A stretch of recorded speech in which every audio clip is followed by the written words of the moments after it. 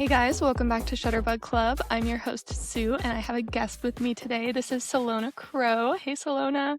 Hi, I'm so glad to be here. I seen Solana pop up on Instagram a while ago, and she just was educating photographers and talking about running ads and getting new inquiries and basically making what you want to make without working so hard and posting nonstop and only relying on social media. So I was like, okay, I need to talk to this girl, figure out what it is that she's doing that I'm not.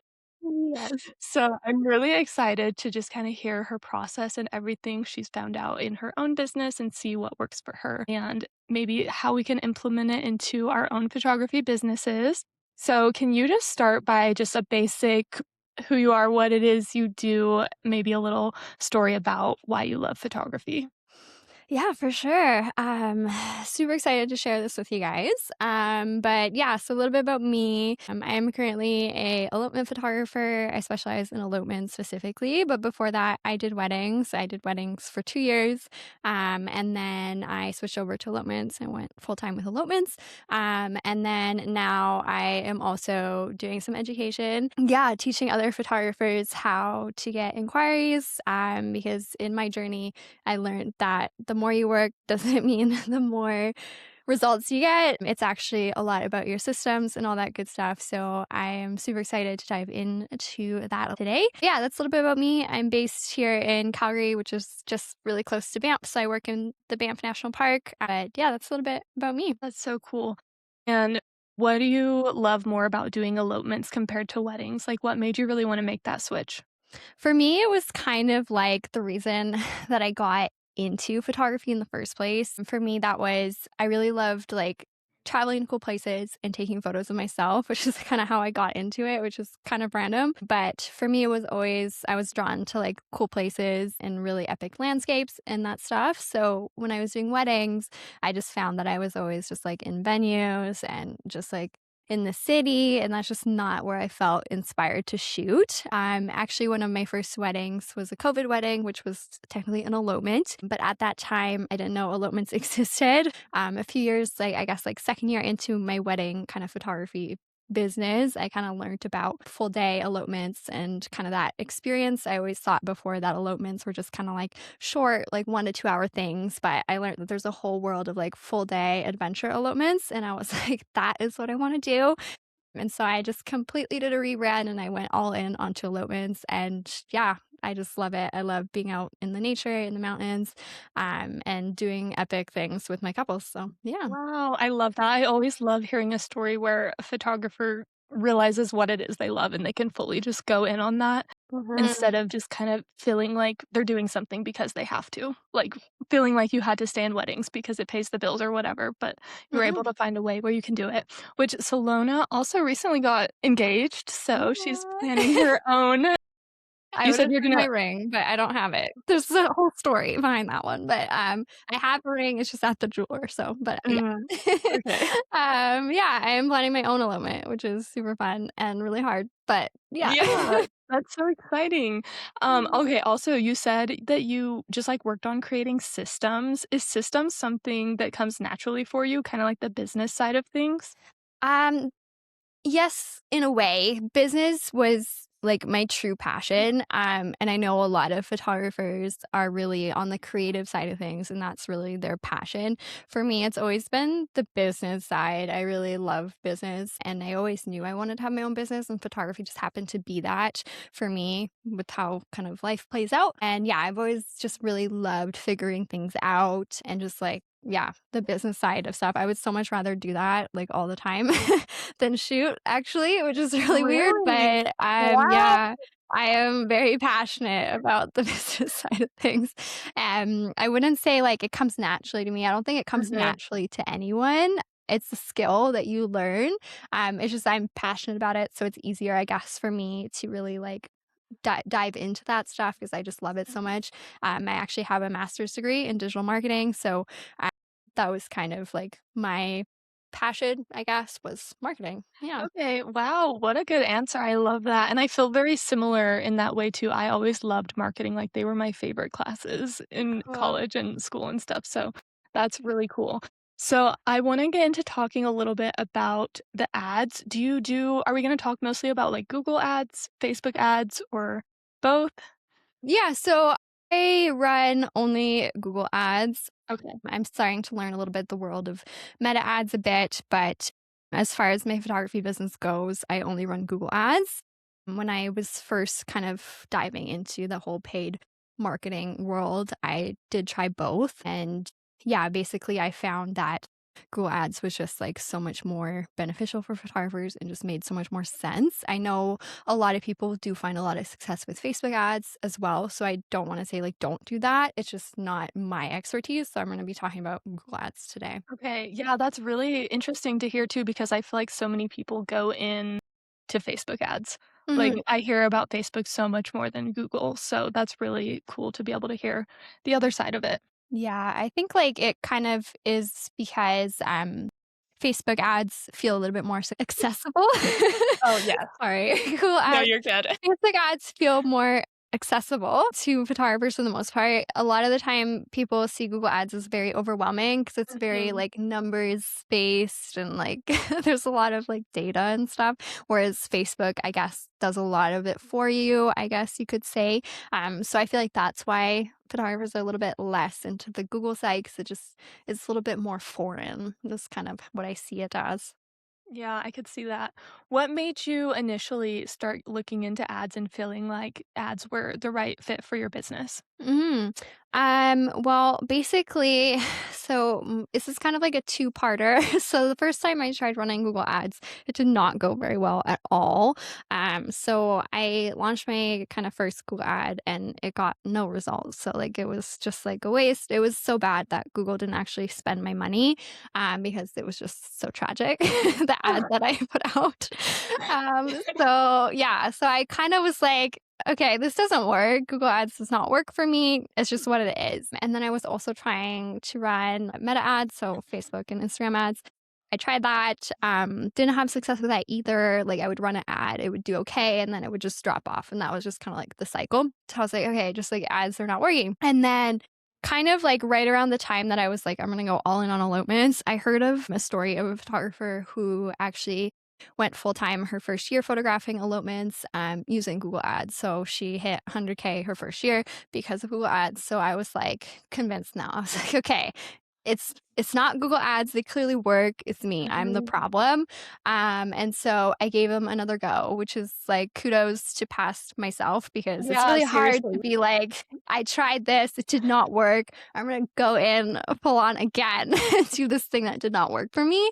But I was like, thankfully in a good mindset where it was like, okay, they do work. I just don't know how to make them work. And so the second time around, I knew a lot more. So a big thing that really helped with the success there at that point, because I still didn't know very much at that point, was knowing what a landing page was. So like a Mhm. page where the ad goes to that's specific for that ad. So this time around, I knew what that was. And so I had a landing page. And so when I launched my ad did perform well because I had a good landing page, which a lot of people don't realize is a big factor in whether an ad is going to be good because they think if my ad is bad, it's the ad itself, but it actually could be your website, which is something a lot of people don't know. So that time I had that in my favor and my ad actually did work and I started getting consistent inquiries from that day on. And then like 3 days later ish, I booked my first ever $7,000 elopement package. So that sold me. I was like, this works and I'm going hard. And Wow. I have not turned off my ads for the past 2 years since I did that. So, yeah, it was fully Wow. convinced. Okay, that's incredible. When you Yeah. started getting into the ads, were you hoping to get more inquiries? Was it to just, like, grow your business, or did you feel like you were struggling to get inquiries? Yeah. So basically, my whole marketing strategy up to this point was very non existent and Mm, something I like to kind of call posting and hoping. So I would just yes. kind of like post on Instagram and hope I get inquiries. And then, so that was like my one strategy. And then my strategy, quotation marks, my other strategy was posting in Facebook groups, which is such a nightmarish strategy.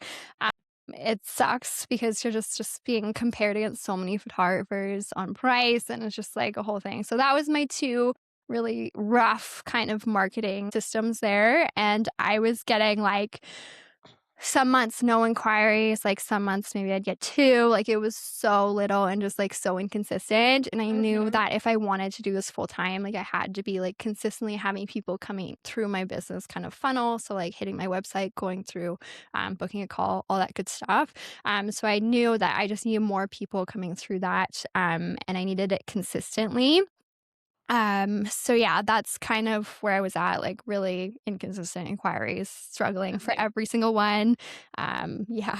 That's actually really good to hear, honestly, because that's where I'm at right now, especially in the winter Mhm. time. Like, it's just so slow, and I'm like, nobody is looking Yeah. for photos right now. So I'm really excited to hear more about it. But also, I Mhm. would love to dive in because you said you booked your $7,000 package, right? Mhm. Can you kind of break down what you think it is that made them go with that package? Do you think it was like the people that the ad targeted, or more of like your landing page, or Mhm. Yeah. So, like, converting an inquiry into a booking is a lot more than just an ad. Your ad is the thing that's driving people to your website. So basically, the more people that land on your website, it's all a numbers game. So the more people that land on your website, the more people are going to convert to an inquiry, and the more people that inquire are going to book a call, and the more people that book a call are going to book you. And that's just how it works. The more numbers you have coming in, the more results you're gonna get. And obviously, if you're better at, writing copy on your website or presenting the value in your packages or like the consult calls, like if you're better at things in that funnel, obviously you're gonna convert more naturally. But if you kind of suck at one of the areas, like for me, I'm very introverted. I don't love like selling. I don't love talking on the phone. So for me, my strength is not the consult call. I want my clients to already know they want to book me before they get on that call. So for me, like I focus a lot of my energy into my writing. So I'm like, I can do that. Like I can convert people that way. So basically, because I do that, it just makes my conversion better on the call because most people already know they want to book me by the time we get on the call. So it's okay if you kind of suck a little bit at an area. But yeah, when it comes to booking like that first ever $7,000 package, the biggest thing I think for me was just like having that price there. Like I remember how Mhm. simple it was. Like they didn't think twice about my packages, my pricing. Like at the time I was like, "Oh my gosh, that's so much money." Like that's insane, but to the client it didn't matter because they were investing in their day and it was totally fine. So it was like my perception of like what people think is too expensive was what was stopping me. And like Mhm. if I'm looking to pre-ads, another thing was, it was just I was not having like, I didn't have enough traffic coming to my website. I can't convert people when I have 2 people inquiring a month. Like, the odds are so little. So for that point, it's kinda like a scarcity kinda thing, like, I need to book every single client, I need to have cheap prices, and, like, we kinda get into that mindset, but when you have so many people coming through, it's like, "No, I don't have to book every single one, not everyone's gonna be in my budget," and I'm okay with that because I know tomorrow 2 other people are gonna inquire. So, the biggest thing with that was just raising my price, like, I didn't think too hard about it. I obviously knew a little bit about copywriting at that point and knew how to kinda, like, convey my value a little bit through my writing and all that stuff into my pricing guide, but for the most part, it was just putting that number there and just letting people go through and see it, and then it was, like, yeah, easy in a way because they just booked it. Yeah, wow, that's so cool, and I love that you talked about, like, you might be out of some people's budget and stuff, but that didn't make you change your prices for them, like, you knew you were just gonna get enough inquiries in and Mhm. book enough people, and yeah, that's so good to hear. Yeah. You might have kind of already answered this, but why do Google Ads specifically make so much sense for photographers? Yeah. So basically, the reason why would be because of how like the algorithm kind of works. So the best way I like to explain it to people, I guess I'll kind of compare meta ads, so Instagram and Facebook, with Google ads first. So we kind of get a little bit of a difference. So I like to kind of like put people into the mindset of their own customer behavior on these platforms because we all get ads. We all do that, even if we're not looking for a photographer or anything like that.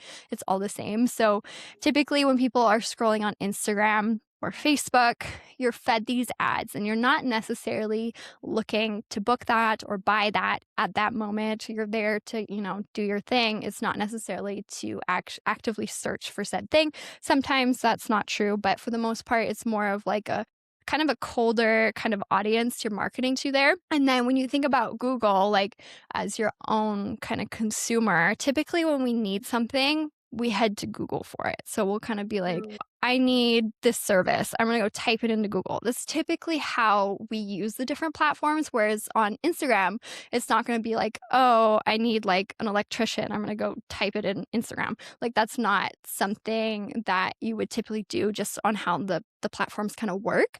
So that's kind of how I like to explain it there. The best thing for photographers specifically with Google is that we are also attracting people who are ready to book now. So typically, like when you're advertising on Instagram, you're not necessarily getting someone who's ready to book right now. They might be looking for inspo. They might be thinking like a few years out, like they might not be ready in that process. But typically, when someone ends up on Google and they're typing in wedding photographer in Colorado, they're looking to book that person. And that's why I like Google Ads. And because we can target it so specifically to kind of like booking intent keywords. So that would be something like, wedding photographer in Colorado or Colorado wedding packages, something like that, is what people are going to type in because they are in that process to book. Like I don't teach people to, run ads to search terms that are like wedding inspo or like how to have a wedding in Arizona. Like we don't want to target that because that's kind of someone who is still kind of putting feelers out. We want to be targeting Mhm. things that are like, I'm ready to book right now so that we get our return on investment way faster and those inquiries turn to bookings right away. So that's why I think it's the best thing for photographers. Wow, okay, you explained that really well, and that's, like, something I never even would have thought about because I Mhm. have tried ads a little bit, but I Ooh. just went to Facebook because 'cause I'm like, "Oh, that's what everyone does." But Yeah. so that's really good to actually have that understanding and how you kinda get those high quality leads through Google. Mhm. My thought for myself, if I were to try Google Ads is, like, I do seniors, so I don't do weddings. Mhm. And so I'm, like, wondering, is it good for smaller locations? Because also I'm in, like, a very small town, and so I would worry, like, would I attract would I need to do my location in some of the keywords, or, like, would I attract Mhm. people who are traveling here, or, like I don't know, does that make sense? Yeah, no, I totally get your question. The biggest thing when people ask about like a small location is I ask them back, are people searching for it on Google? If they're searching for it on Google, then yes, you can run Google ads to it. So if there are people looking for senior photography in your location on Google, then you run ads to it and you can do that through keyword research. So there's like kind of like free online things. You can do it within the ad manager itself, but you just go to keyword research, you type in that keyword. So, senior photography in whatever location, you type it in and you see what the monthly search results are. If it's Mhm. like, around 100 to 300, that's okay. If it's like kind of 50, you might want to look at some like different kind of ideas there. But that's how you check if it's going to be a good option for you. And then for your second question about like attracting people traveling, if you live in a very like scenic location or somewhere that people travel to, so Colorado would be a travel location, then I would suggest setting up your ad in a way where you put your location in your keywords instead of keeping it stuck to only show your ads to people that live in your city. I would allow anyone to see it if they are searching for that location. Personally, you'll get more people coming in and more results that way.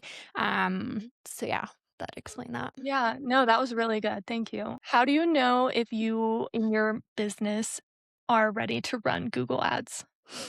So you don't need too much to actually get started with your Google Ads. Biggest thing is just having a business ready. So anyone can do this, even if they're like a beginner. Like for me, I started running Google Ads with a completely new niche, so elopement photography. So I was basically starting from scratch in a way. But what I suggest is having like three-ish kind of photo shoots, mock shoots, real shoots of your chosen niche. So if you're doing weddings, having three weddings, it can be workshop wedding photo shoots too. It doesn't have to be a real wedding or whatever niche you're doing, I would have 3 different ones, so you have a good variety to kinda, like, put for images on your pricing guide and your website and all that good stuff. And then the second thing would be choosing a niche. So I know this is really controversial because a lot of photographers are like, "Oh, I wanna shoot everything, so I have more options for people to book me." But this is actually really hindering yourself in a lot of ways, and your ad will not perform very well if you are trying to target multiple different niches in one landing page. So before I kinda elaborate on that a bit, I wanna kind of tell you what a landing page is a little bit more because I'm gonna talk about it a bit. Perfect. So a landing page specifically is kind of like a hidden website page on your website. So it's not necessarily in your menu. It can be, it doesn't matter. But most of the time it's not. So you can't access it unless you're coming from a direct link. So it's just a page like any other page. However, it's set up in a way to convert people to book. So it's very specific and it matches your ad. So let's say you're trying to market to senior photography in Colorado. You want a page that's specific to senior photography in Colorado. So you want like Colorado senior photography, and everything on that page is about that. You're not talking about anything else. It's just that you are speaking to that person's needs, those people's desires, any pain points they might have. That's what you're speaking to on that page. Nothing else. No other stuff. So it's very specific to that. And so you run an ad that's very specific to that page, and that's how you have a good ad, first of all, and then how you convert that ad into an inquiry.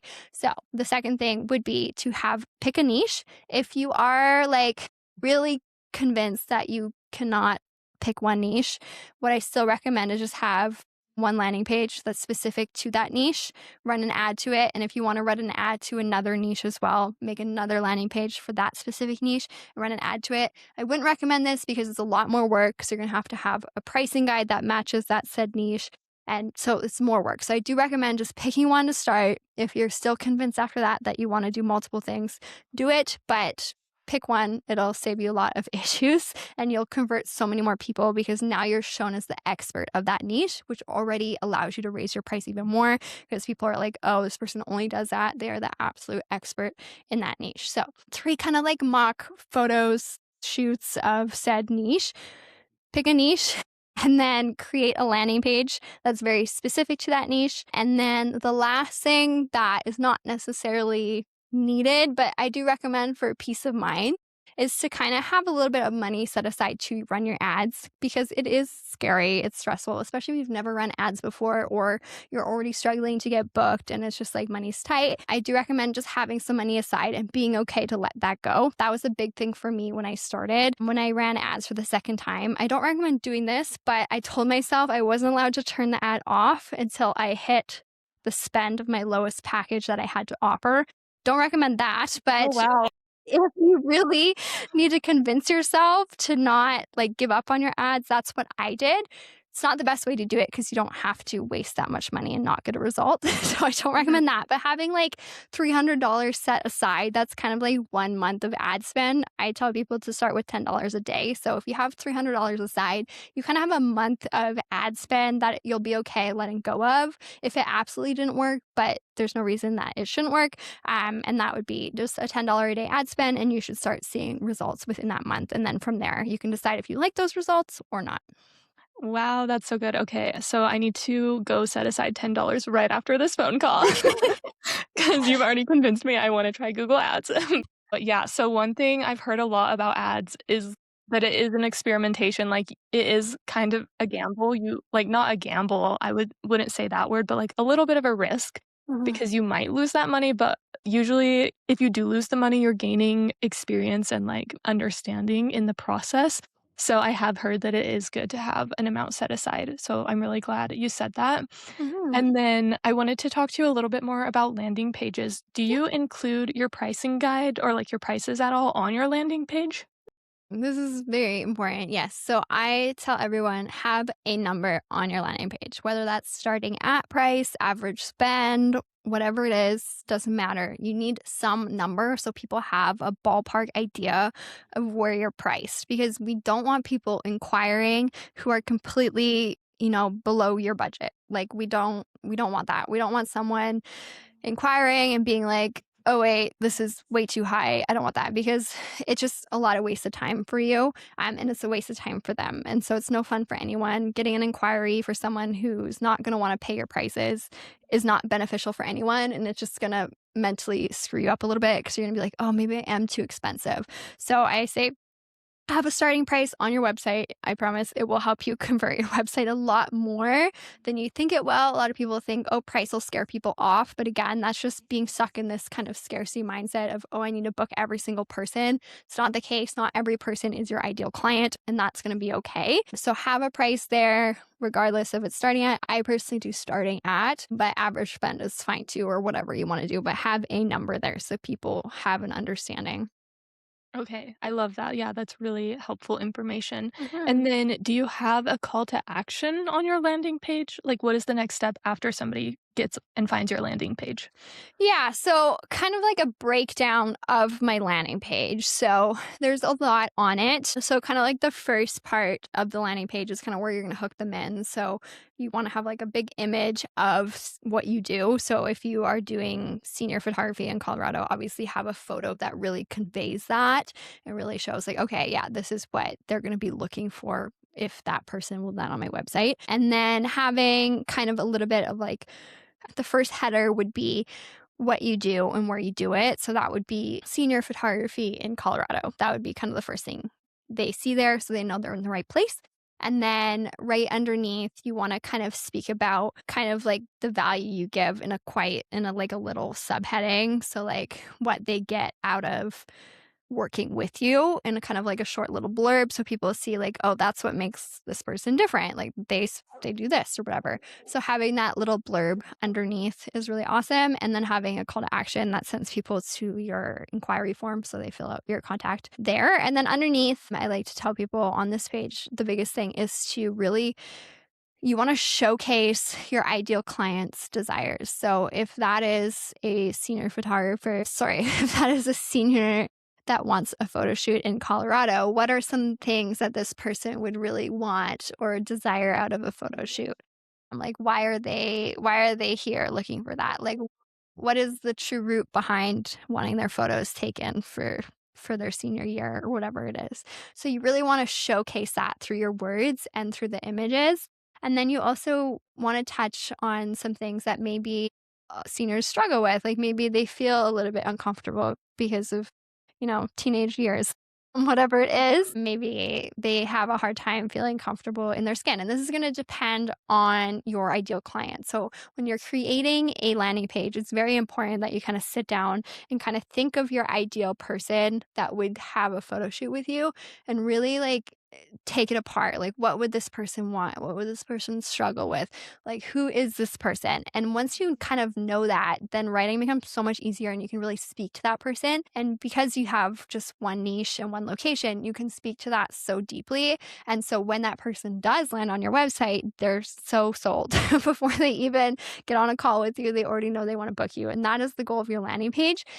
So throughout that, there's a lot of different things like speaking to those things that I just said, and then having a little bit of a breakdown of the value that they're getting from their package. So I have a little kind of like blurb of kind of like the value based things in my packages, and then having a pricing, a little bit breaking down the process of working with you, the next steps, all that good stuff on that page will all help those inquiries, those website visitors convert into inquiries. Okay. Yeah, that was a really good answer. Mhm. And is there a length for a landing page that is too long? Not really. As long as you have like call to action buttons throughout it, people can decide they're ready to inquire right then and there. There's definitely too short. So if you just kind of have like two sections, it's too short. You want to really kind of draw them into you and really show them the experience of having a photo shoot with you on this page. So if it's too short, it's going to be hard to do that. I wouldn't say too long is typically an issue. Don't be writing novels, like, it's not a blog post. Obviously, like, section things up by little paragraphs. Something to keep in mind when you're writing is that people do not read the small text. You Mm. might think they do not. I don't do it. I don't know if you've ever went and read a website recently and watched yourself how you view it, you just read the Mhm. headers. So that's something to keep in mind. You don't have to like go crazy with the small text, just like paragraph, paragraph. It's great. Headers are really important. So you want to be really communicating what you want to communicate in said section in your header as much as you can without making the header too long because people just love to skim. So keeping in mind people love to skim as you write will help a lot to kind of keep it really concise. Okay, that's really good. And then what are your thoughts on having a video on your landing page? Like, of you almost just, like, speaking and saying all the things you would wanna say and, like, showing a little bit of the behind the scenes? Do you find that beneficial? Yeah, there's nothing wrong with that. The only issue that could arise is if it makes your website speed slower. We don't want to do that. If it's not making your website speed slower, totally fine. You just have to be careful that it's not too big of a file. You can do like a website check for the speed, just kind of like Google that. You can stick your landing page in it and make sure it's good. If you have a really slow loading landing page, it's going to really affect your client experience on that landing page and then also your ad. If Google says like, oh, it's too slow, they're not going to want to push people to your landing page. So just be careful with that. There's nothing wrong with the video. It's a great way, I guess, to connect with your client there. I don't personally have a video, but it doesn't mean that you can't. I think it's totally fine. Just make sure it doesn't slow down your site. And then the one other thing I want to tell you about landing pages too is just make sure that it's optimized for mobile as well. This is Mm. such a big thing that I see when I look at other photographers' websites is if you pull them up on your phone, it's really janky. Like you'll have like buttons all funny or like you can't see certain text because the format changes. So this is something that gets overlooked sometimes. Check out your website on your phone because it actually really matters too with your Google ad because a lot of people are going to bounce if they see a really weird kind of like client experience on their phone because most people will view your website on your phone, on their phone. So make sure you check that as well. It's a big one. Okay, that was really helpful and useful. I feel like I can go write a landing page now. Nice. You had mentioned earlier something about, like, having a this scarcity mindset around ads. So can you talk a little bit about what kind of mindset shift has to happen before someone sees Google Ads as more of an investment than a risk? Yeah, that's a question. I guess I can share my mindset where it was at. I'm not a very kind of like woo woo money mindset person. So for me, I do a lot of things really terrified. Basically, when I ran my first ad, I was like, wow, this is going to suck. I'm going to waste so much money but we're just going to go with it. So for me, I just had to have like a rule with myself, which was that you're not allowed to turn off this ad until you like Mhm. spent this much without seeing a result, even though that's really crazy. But for me, that really helped. So for my mindset, that's what helped for me. But I don't believe you have to feel super confident or comfortable with something to give it a try. I think a lot of the times the things we have to do are very uncomfortable and very scary. So, saying that you have to feel super confident in yourself that this is going to work is not necessarily true. For some people, maybe they can see it differently, but for me, every time I do something new, I'm like, oh my gosh, this is going to suck. Like, I've been learning how to run meta ads for my kind of like education side of my business. And it's just like every morning I can like see Facebook spending my money, and I'm like, oh my gosh. And like every day I'm like looking at the data and I'm like, this is not very good. And it's just like, it's a roller coaster. Some days it's like really great. And then you're like on a high and then it's just like really rough. So as far as like mindset goes when it comes to running ads, I don't think you're fully going to feel comfortable doing it. Now with my Google ads, they just run in the background and they just work continuously. I don't even think about them. Like I check my ads like once every 3 months, if that, because they just work and they don't change and they just work constantly for me and they just continue to bring in consistent inquiries. So I just don't have to look at them. So, and I think you kind of get that way about like a month or two into running Google ads, depending how good your ad was when you set it up. Some people will set up an ad even following the exact methods, and some people will have more troubleshooting to do. Some people will just instantly have it great right away. And that's just the joys of running ads. You don't really know until you hit publish. But the way that I teach it is in a way that you can pause the ad. So basically, like 24 to 48 hours after your ad is live, it's going to start getting data. That way you can go in, you can read the data, and if anything is like bad, so let's say like your quality score is really low. So let's say your landing page is like below average or something. You can pause that ad, go work on your landing page, come back when you've done that, hit publish again, let the 24 hours go, see what it's looking like. If it didn't improve, you pause it, you fix something else. If it improved, you just let it run. So that's a great way with Google Ads. So you're not feeling like you're wasting money. I know you mentioned like, every ad you run is still learning, even if, you didn't get a result. This is true, but you have to be careful with that. You can't just let an ad run and just be like, oh, it's learning for a week, even though the data is telling you every day that it's bad. You Uh-huh. have to solve the problem. And with Google Ads, you can pause it and it doesn't affect it. With Meta Ads, I've been learning that you can't do that. So you have to just kind of fix it as it's running. Mm. But with Google Ads, you can pause it, fix it up, let it run again, see what happens, and kind of diagnose it that way. So I tell people, like, don't let your ad spend like $100 and not get an inquiry. Like, you should realistically see an inquiry like the next day if your ad is good. Like, that's Okay. literally how it should be. Um, if it's not, then you pause it and we have to diagnose it. How do you know if the problem is your ad itself, like not your landing page or anything like that, but the actual ad? Yeah, so Google will tell you that there's a lot of data within the Google Ads Manager, and it's tricky for me to kind of tell you that without having it open. Basically, there's a thing called your quality score, and it kind of breaks down the different parts of your ads. So your quality score kind of makes up the success of your ad in a way. And it kind of takes into play your landing page, your headers of your ad, and your descriptions of your ad, and the text and all that good stuff. So it kind of takes into all the different factors, and you can actually like view it split up. So you can see your landing page score, you can see like your headers and description score of the ad, you can see your keyword score, and then you can see the total score. So you can kind of go in and see if like your click-through rate is really low, chances are your ad itself needs work, like your headers and your description. So then you would go and you check one more thing, and then it would show you if that's true or not, and then you can go in and fix that.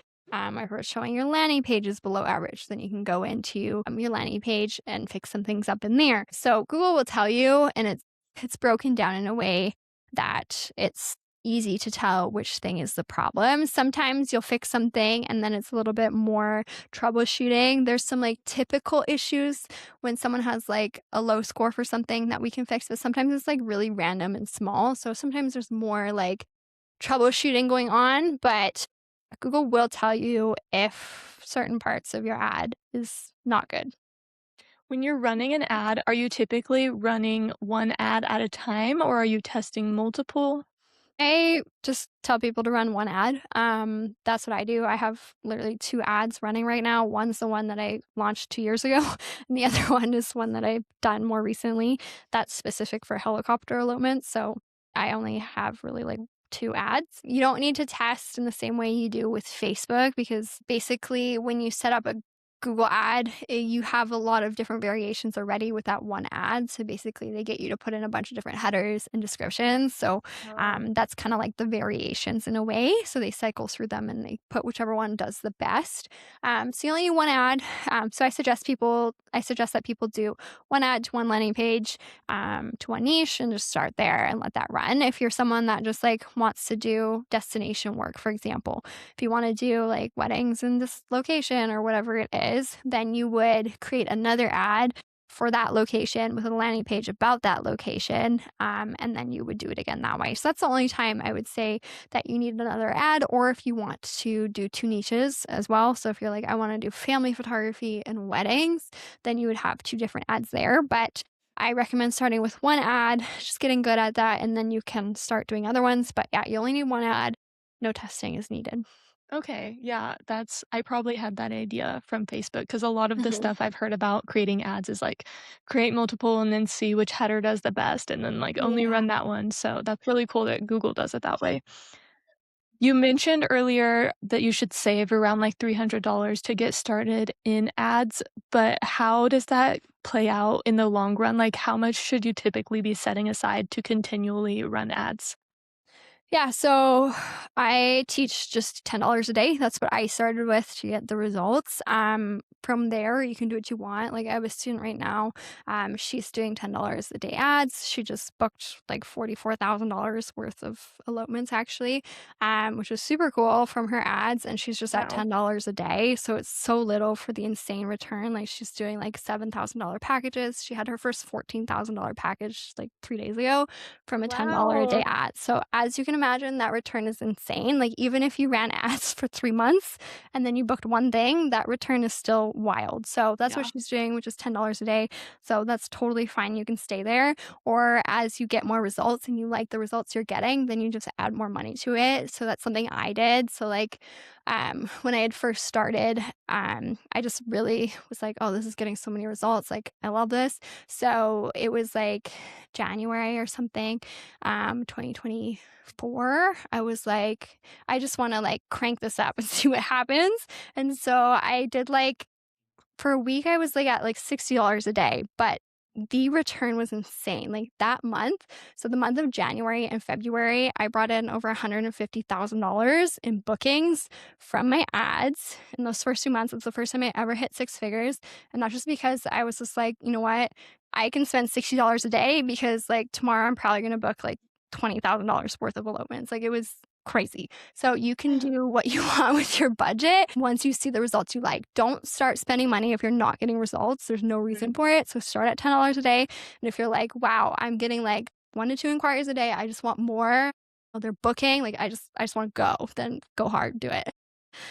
Wow, that's crazy. That's, like, so crazy to even think about. Yeah, it was insane. I still think about that. Like I wasn't like I didn't even know it happened until I was looking back at my numbers like a few months later and I was like, "Whoa, I like hit like 150 like in those 2 months." Like that was insane and that was my crazy goal for the whole year and I did in 2 months and I was just like Wow. so mind blown. Like it was crazy. It's like Google Ads are literally were life changing for me and like so many of my other students as well. Like it was wild. Wow, that is so cool. I would love to talk to you a little bit more about your booking process. So, Mhm. like, it comes from Google ad to landing page to contact form, right? Yeah, And so then oh, okay. go Yeah, so my funnel is basically Google Ad to bring the traffic to my website. So that's my landing page specifically. And so over my landing page, then the percentage of them convert to the inquiry form. So they fill out the inquiry form. And then from there, I send over my pricing guide. So I send over prices before the call when I know some people say do it the other way. I send the prices first before I get on a call with them because for me, again, with having so many inquiries come in constantly, I don't want to be getting on calls with people that are just like not qualified to book me at my price. So I personally like to share my packages. So I send my packages there and then they book me for a call after that. And then I book them from the call. So that's my process. I don't like hopping on calls either. So I want to be like, hey, look at my prices.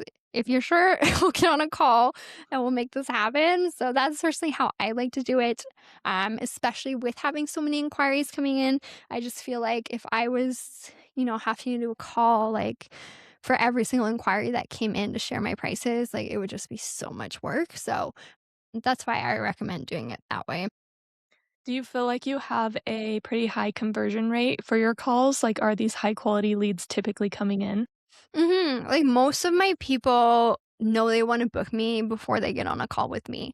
Like they're already very convinced, and I can tell when I'm on the call with them because they're like, "Yeah, cool, great, let's do it, let's go for it." So that's like most of my people because my website converts so well. So I would say my website converts really good, like the highest I would say higher than my calls personally, Right. because they just really get a good vibe from that, and that's what they want. And so once we get to the call, it's kind of just like making sure we're on the same page, and then I go ahead and book them. I don't personally know my exact conversion rate, but like industry average, I think is like you want 30% ish converting from your call, which just seems pretty low. But Yeah. it's how it works. And also, like, your website conversion rate is only 1%. So a lot of the Oh, wow. times, like, photographers, they'll be like, "Oh my goodness, nobody is booking me. My prices are too high." And then they tell me that they get, 50 website visitors a month. I'm like, "Okay, well, if we do the math here, only 1% of the people technically that visit your website will ever convert to an inquiry. So if you only have 50 people visiting your site every month, these conversion numbers are very, very low. And it just gets smaller and smaller as you go down the funnel. So after like the 1% that convert from the website, only like 30% of people will ghost you from there. So 30% of people will ghost you after seeing your prices, and that's normal. And then you're going to get on a call and you're only going to book 30% of the calls you take. So basically, if you only have like so little traffic, so people coming to your website, it's going to be really hard to convert any of these people into bookings. So if you are someone that only has like 1 to 2 inquiries a month, it's a lot harder to consistently book people because of like industry averages of how much we realistically should like book someone. Wow. Mhm. Okay. That's really good. And then when you're crafting your ad itself, what are you telling people? Like, what is the message? Are you telling them to like find out more about your services, or are you offering them like, I don't know, like some kind of like, I mean, obviously you're probably solving their problem, but kind of what is your call to action there in the actual ad itself that gets people to click onto your landing page?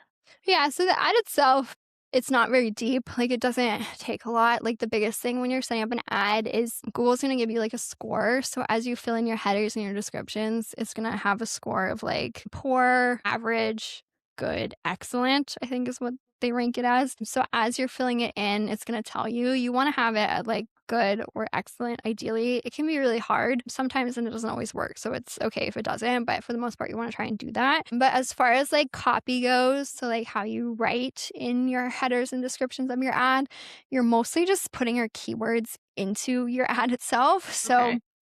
your keywords are like the things that you want to come up for when people search them. So, like, if one of your keywords is like Colorado wedding photographer, you want to have one of your headers that just says Colorado wedding photographer. So, it's not super, like, we're not doing anything crazy in our headers or descriptions. Like, we're just really just saying, like, hey, yes, I do this.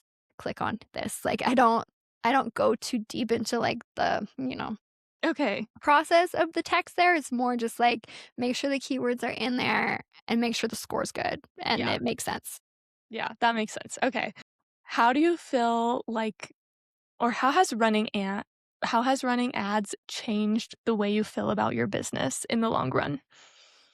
Yeah, it's made me feel very stable, and, like, very confident in it. Like, I don't worry about it ever. I'm like, if I need to book more, I know how to do it. Like, I'm not scared of, like, inconsistent income. Like, I do it full time, and I have been doing it for the last 2 years full time, and it's just, like, it's always very consistent. So it makes me feel very comfortable and, like, confident, and it's more just kinda like, yeah, this is a safe job now. It doesn't feel like, this, like, unsafe side hustle of a job. It's just Mhm. so consistent. So it just yeah, it makes me feel so much better, and it just takes so much of the work off. Like, I don't have to feel like I'm constantly, like, trying to get more people on my website. Like, it's so passive in a way that just people are just moving through my funnel, and I'm not even having to do anything. Like, last year, I counted, I only posted 3 times on Instagram, like, because it just doesn't the return on time investment is so low, like, for Instagram posting, whereas, like, my Google Ads, again, I don't look at them ever, and they just run in the background and consistently bring me in, new inquiries. So it's taken a lot of the load and the weight off of me. As far as like work I do in my business, like I get on calls and that's pretty much it. Otherwise, it just kind of works in the background for me. So it really, really took a lot, I guess, off my plate. Yeah. Do you feel like you feel more creative and inspired going into these photo shoots because you haven't spent so much of your energy on other things? Yeah, it feels good, and it feels good to know that I'm not losing money either Yeah. when I go to do my shoot. Like, so many photographers, they don't realize, but like they don't make a lot with the shoot they do because of all the other things they do to kind of like get that shoot and the price is too low and all this stuff. So for me, just having that knowledge of like, hey, I'm getting actually paid for this, I'm getting paid for Mhm. it well, uh, allows me to, yeah, really show up in a way to just really, be there for my clients. And I can put more energy into other things as well. So, um, yeah, it's just really a blessing to have that. Is there anything that you wish that I would have asked you about that I haven't? Ooh, good question. Okay. So I think the the biggest thing and like kind of something I want people to take away from this is just kind of like having more traffic come to your website solves so many more problems than you might think it does. Like for so many photographers, and like I kind of already said this already before, a lot of times we think we have issues that we don't actually have, and they can just be solved with more people coming to your website. And I think a lot of people don't realize that because they see the issue too black and white and be like, oh, this person ghosted me. I have a ghosting problem. When in reality, it's like, no, only two people inquired this month. Yeah, the odds are that both of them are going to ghost you. Like, that is what I really want to tell people is that if you're not getting like 1,000 website visitors a month, it's going to be really hard to have consistent throughout your business and even know like what is wrong with it. Like, so many people don't know. Like, one of my students, for example, like, she really experienced this because she also did something similar to me where she niched into elopements the same time she started running Google Ads for the first time. And she was like getting inquiries. And then she was like, wow, I'm really bad at my sales call. Like, I need to fix that Mm. because she was not converting any of them. So now she knew, okay, that's my problem because she had so much traffic coming in and she wasn't, converting here. So now she knows, okay, I need to fix that. And she fixed that. And now her conversion rate is higher. So that is an example of like what traffic actually does. And it's more of like a diagnosis tool in a way too, because you can start running your ad and be like, okay, I'm getting so many people ghosting me. My pricing guide needs fixed. And now you know for sure that that's the issue. Whereas when you only have two people inquiring every month, you don't actually know where your problem lies at all. So having more traffic being pushed through your website every month can solve so many more of your problems than you know. And it really will help you diagnose your business. So if you're someone who's like, I just don't know what's wrong with my business, send traffic to it and you'll know very quickly. Wow, okay, I love that. That's Mhm. such a great explanation of that too, because it's like a lot of people, you're right, just don't know where the problem is or what to put their time into working on. So it's almost like you're saving yourself so much time too, because you Mhm. might be working on your pricing guide and there might be no problem with it at all. Exactly. And like you're probably lowering it, like thinking, oh, I'm Yeah. just too expensive when that's actually not even the problem. Or you're like only getting inquiries from Facebook groups where you post your website amongst 100 other photographers. So people are price shopping because they're like, okay, well, this person looks the same as this person and this person, but this one's cheaper. So even where your traffic is coming from, it's also kind of like, okay, well, I mean, they're probably going to price shop you because of how they're finding you. So that's another thing too. Yeah, wow. Can you share with people where they can find you and go to learn more from you? Yeah, so basically, you can follow me on Instagram. It's just elopement CEO. I share things about marketing and getting more traffic to your website, and a lot about Google Ads. And you can also, I do have a Google Ads course. It's very affordable. I don't want you spending a lot of money to get started, so you can grab it there as well. I do very much recommend taking it because it's very easy to waste money with Google Ads. If you don't know how to track it, like I said, there's a way to pause them and making sure you're actually spending money on something that's working. So I do recommend it just for that so highly. But yeah, that's where you can find me. If you want to look at my photography work as well, it's just Solana Crow Creations on Instagram or on my website. You can go have a look at that as well. Thank you so much for coming on the podcast today, Solana.